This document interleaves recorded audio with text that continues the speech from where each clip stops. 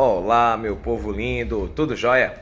Bom, hoje a gente vai gravar uma pequena aulinha aqui falando sobre a questão da globalização, da transição da velha ordem mundial para a nova ordem mundial. Todos nós sabemos que a velha ordem mundial vigorava no período da Guerra Fria, também chamado de mundo bipolar. Nesse período, nós tínhamos uma característica importante, que era a disputa ideológica entre o capitalismo e o socialismo, entre os Estados Unidos, representante do capitalismo, e a União Soviética, representante do socialismo. Nós vamos identificar que esse período ele vigorou desde o final da Segunda Guerra Mundial até o fim da União Soviética, no dia 25 de dezembro de 1991. Com o fim da União Soviética, acreditava-se que nós teríamos um mundo unipolar, um único polo econômico e suas características sendo diversificadas. Contudo, nós vamos perceber que esse polo econômico ele é muito heterogêneo. Nós tínhamos uma zona de influência estabelecida pelos Estados Unidos, uma outra zona de influência estabelecida pela União Europeia, os países europeus, o bloco da União Europeia, e uma zona de influência na Bacia do Pacífico, que tinha como principal característica o poderio econômico da China e do Japão, além de outros países como os tigres asiáticos, entre outros. Então nós vamos perceber que esse mundo globalizado ele deveria ser unipolar, contudo ele virou unimultipolar.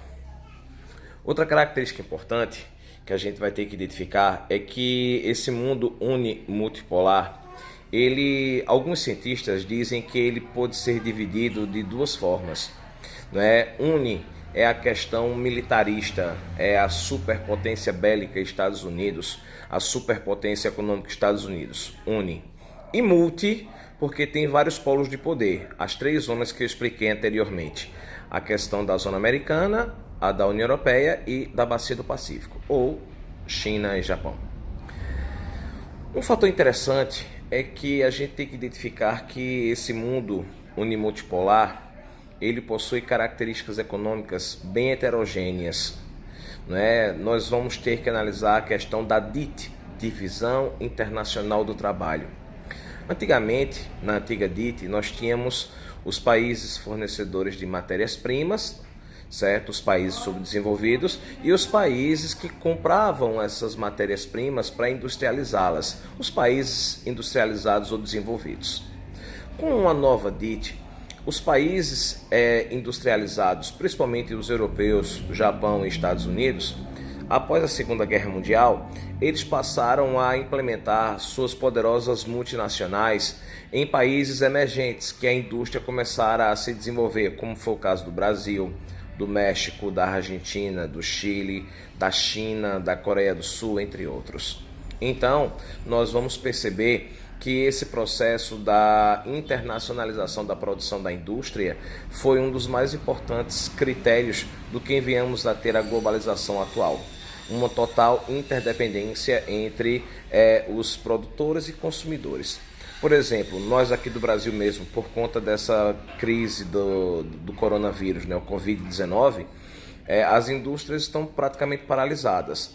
Não só por conta do vírus, mas também por questões produtivas. Muitos insumos industriais que nós precisamos para as nossas atividades produtivas vêm da China, que está basicamente meio que parada por conta. O mundo todo parou, como já previa o Raul Seixas, o dia em que a Terra parou, em uma de suas músicas.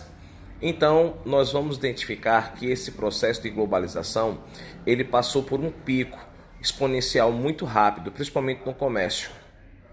Com a criação da OMC, Organização Mundial do Comércio, e o Acordo Geral de Tarifas do Comércio, o seu antecessor, o comércio mundial passou a se expandir nesse mundo globalizado, nesse mundo unimultipolar. Nós vamos identificar alguns aspectos importantes. Um deles o comércio ele passou a ser distribuído de uma forma muito mais prática e rápida por conta do avanço das telecomunicações, dos transportes, não é?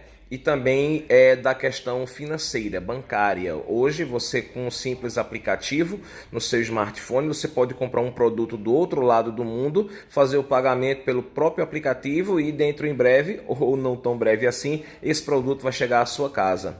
Nós tivemos o avanço muito grande do e-commerce, que é o comércio virtual, o comércio eletrônico, nos aplicativos das grandes redes de comércio varejista do Brasil e do mundo afora, como a Amazon, aqui no Brasil o caso do Submarino, da Americanas, entre outros.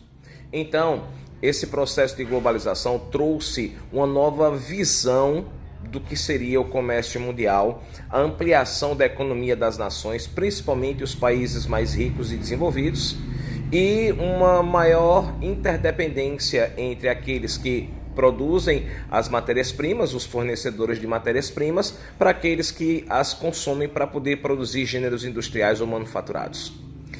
Hoje é só um teste da nossa aulinha para o nosso querido segundo aninho.